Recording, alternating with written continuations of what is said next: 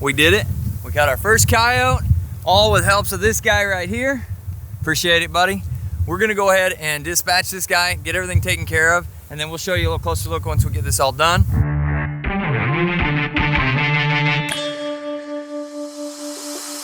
All right, guys, so today we're actually gonna be switching gears. Still dog related, but a different kind of dog. We're normally doing hunting videos, training videos, we're working with hunting dogs, and today we're actually gonna be taking care of a dog problem. We have coyotes. We have coyotes out the wazoo, and these guys are getting bold and confident, too much so for my liking. We've seen coyotes as close as right in the yard. We're talking 50 feet, maybe 100 feet from the house. We have puppies, we have birds, we have other things that we need to be thinking about, and so today I have Jordan. He's coming out to help us. He's got his own YouTube channel. Check out Jordan's Harvest. He's got everything that you want to look at on the farm, from cutting up deer, feeding birds, raising pigeons, anything you can think of, he's got it. Check out his channel when you get a chance, but today he's coming out to help us out with our coyote problem. All right, folks, we've got a Jordan. What's up? We've got some trapping equipment here. Bait, traps, stakes. We're gonna go get started. Let's do it. All right, so I don't know a whole lot about trapping coyotes, but I do know that this looks like a game trail. I'm gonna ask the man, but this is kind of the direction from the house that we're typically hearing them. I'm guessing that they're running right down this path, cutting out here, running to the next path. We'll see what the man thinks. All right, Jordan, what do we got set up here? All right, so I am staking this goose down like this, and that way he's stuck pretty good, just a standard T-stake, or trapper's T-stake. And what we're gonna do is we're gonna set a foothold here and a foothold here. And the theory is, how it works is they'll come up to it, and a lot of times they'll either grab onto a foot or the head or the wing, and it'll spin if they try and pull on it. So it gets them to work your set a little bit harder. A lot of times we'll catch them on one, sometimes both feet, but it just makes them work the set a lot harder. It's pretty effective, actually. So hopefully it works out this time.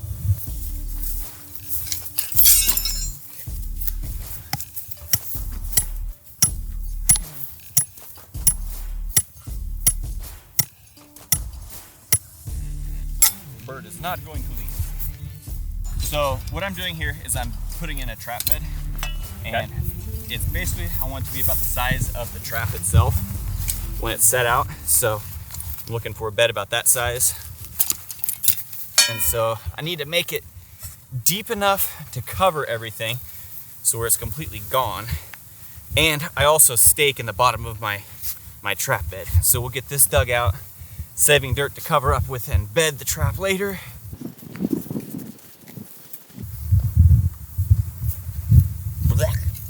That dust is awesome. I'm cross staking all these. With this soil, I could probably get by with just a single like 24-inch stake, something like that. Okay. Cross staking though, I haven't lost an animal yet. So, I mean, and that's ultimately our goal. Yeah, I mean, the way... We don't need coyotes running off with traps in them, yeah. You know what I mean? But cross stick them like that, the odds of that getting pulled out is very, very low. Perfect.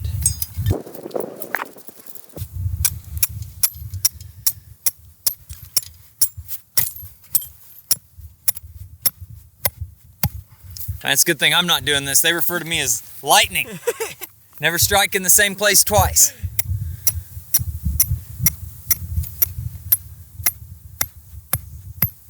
All right, now that that's anchored really well, I'm gonna put a little bit of loose dirt in the bottom, fill it up just a little bit, and give us something to push our trap into to bed it.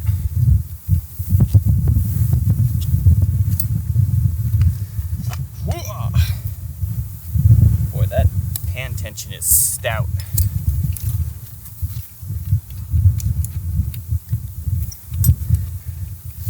And these are referred to as footholds? Yeah, these are number 3 coil springs. Number 3 coil springs. Yeah, they're actually 4 coiled, which is probably a bit overkill for it, but they are outside laminated, makes the jaws a little bit thicker, a little bit more comfortable, doesn't smack the animal quite as hard, so, but it will hold them. This trap here, I tried to bring ones that had a little bit more, little bit higher pan tension, so they don't fall quite as easy. It takes a little bit more pressure to set them off, mainly because possums, skunks, raccoons, All that stuff right now is out of season. So if we catch anything like that, we have to let it go. Releasing skunks is not awesome. So ideally, with a little bit extra heavy pan tension, it will take a little bit heavier animal. Possums, skunks and stuff should go over the top of it, not get caught. That's the theory. So that's why there's a little bit extra pan tension on it. Perfect. I'm all for not catching a skunk. So I use cheap pan covers. This here, what I'm doing is to make, if you just take this trap right here and you set it in the ground, you cover it up with dirt, you're gonna get dirt underneath the pan.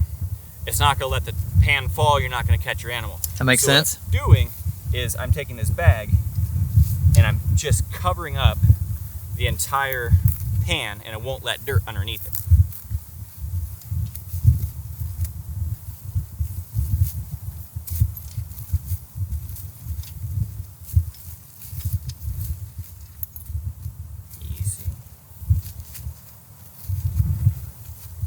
That way now no dirt can get underneath it and it creates that dead space underneath there that I'm looking for.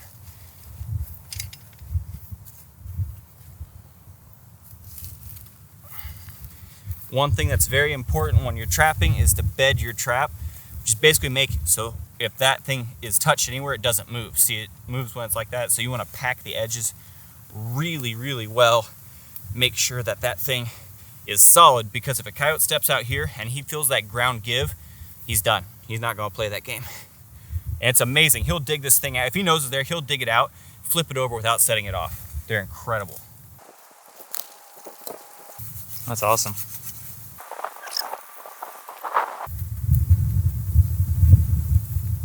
Ideally, it'll look like it's never been there.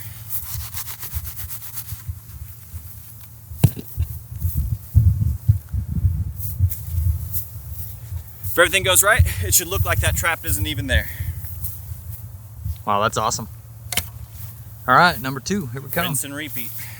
All right, so we've got our first 2 sets here. We've got the first set that you got to see, and then we actually set another, what he referred to as a whole set, and we're actually going to show you that one here in just a minute. But we've got 2 back here, and we're going to actually end up going all the way down this tree line, kind of down to the other where we had been setting up some bait before, and we've kind of pulled coyotes into that area. I was trying to pull them away from the house a little bit, and we're going to go down there and set a couple more traps, and I'm going to get my opportunity to try my hand at putting one of these in the ground and not set it off. So here we are ready to try the second type of set that we're doing. He said this is a go-to for coyotes. What we got, Jordan? The super simple, everyone can do it, everyone uses it, dirt hole set. I mean, you can't go wrong with it at all. The reason I'm picking this particular spot, it's got a little bit of backing. With coyotes, you typically don't want to go too heavy on backing, but see how this is rows? There's a little bit of a rise here, a little bit of a lower spot here, so I'm gonna put my dirt hole here and my trap down here. They're not gonna wanna come over through that thick grass. They'll wanna come down here where it's easier access. Coyotes are lazy. They don't want to expend more energy than they have to. So if he has the option of walking through that stuff to look at the hole, or around here where it's nice and clean, he's going to come around the edge.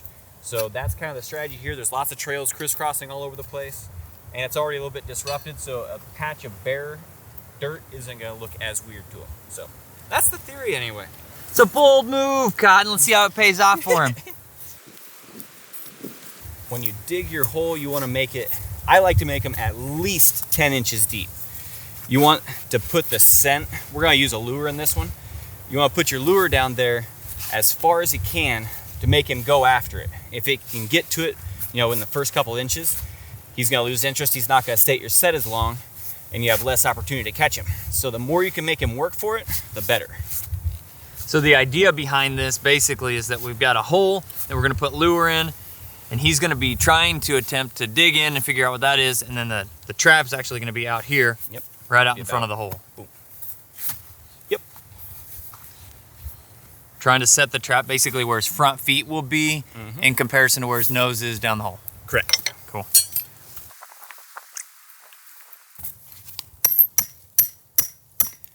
And this we were already just looking at, it's a lot. It looks like it's drier here than it was just 10 feet that way. Yeah. But we're definitely cross-setting here just because of how sandy the soil is and everything else. We want to make sure that coyotes are not getting away. And traps are expensive. Oh, I can imagine. Well, they're not that bad. It's just, I don't like They'd get expensive if you keep losing them. Yeah. Trying to catch a $10 coyote with a $30 trap, and if he leaves with it, just unfortunate.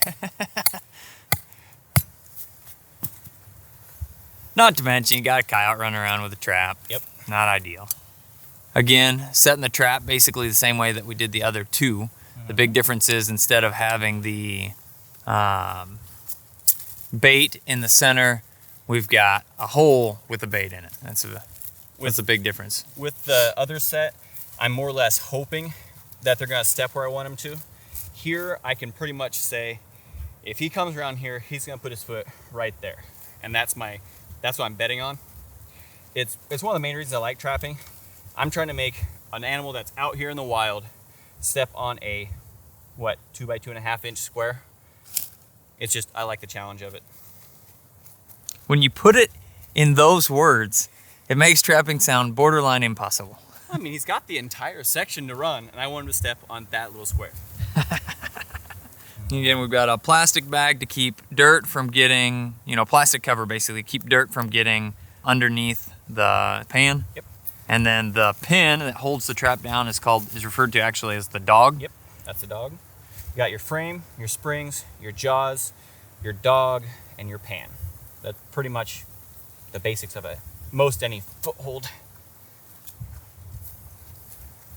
And for clarification for those folks watching, this is a foothold. All it's going to do is hold their foot there. We will end up having to do the rest once we come up on the traps. These are the probably easiest on the coyotes. Oh yeah. It's a wild animal. If you put him in a cage, he's gonna react about the same way as this. He's not gonna be impressed that we're gonna come up to him. And so he knows we're coming way before we'll see him. And so it's gonna look like he's freaking out most of the time, but that's just because he's a wild animal, he's trying to get away.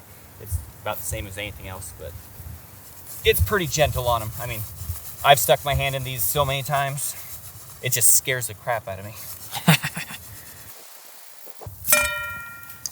Put a couple finishing touches on there, and then what is the lure actually? What are we using with that? Today I'm using my favorite. I normally use 2 lures.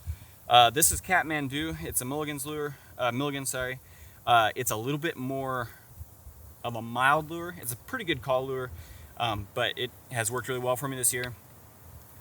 Cavan's Violator 7. This stuff is a call lure. It's got some gland in it, and it is skunky. Really, really skunky. It's a great call lure, and it really works well on coyotes, especially in this area. It's been my go-to lure for years. So it's basically got a lot of skunk, some coyote gland, a lot of stuff they won't tell you about, and you can smell it. Don't get it on your hands because it does not come off. It's their secret stuff. It's good though.